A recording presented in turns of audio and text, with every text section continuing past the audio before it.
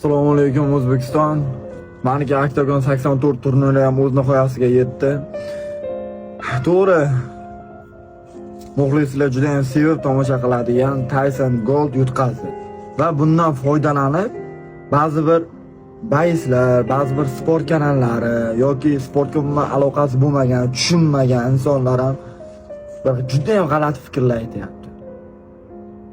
Hamma narsa bir tekis bo'lmaydi. Past balandi bo'ladi. Sport bu. Sportda goh mag'lubiyat, goh g'alaba bo'ladi. Bir xil sportchilar chiqyapsizlarda, Gold bilan Taysonni yomonlab, yo'q, men qaytaman, men bo'lsam bunaqa qilardim, men bo'lsam bunaqa qilardim. Sizlarni qilib qo'ygan ishlaringizni o'zlaridan bilasizlar, xalq ham biladi. Qanaqa nima ish qilib qo'yganlar xatolaringizni. Unaqa qilib birovni boshiga kulfat tushganda ular ustidan kulishga, ochkoshnik bo'lishga harakat qilmanglar. Haqiqiy bir chiroyli erkak bo'lib yashaylar bo'ldi. Biz o'zbekmiz, bizani paddishga butun dunyo his qilgan. Og'ir kunida boshiga bir musibat tushganda yonida turib elkadosh bo'lishimizni ham butun dunyo his qilsin.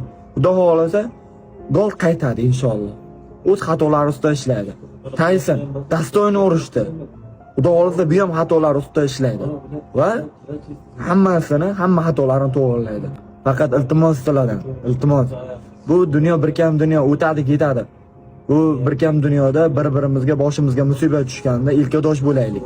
Faqat kulib ustidan bir g'iybat qilishga emas. Erkak kishiga g'iybat yarashmaydi. Qayta og'ir kunda ilkadosh bo'lish kerak. Assalomu alaykum. Gaplarimda tushuntirardi, yetib boradigan umiddaman.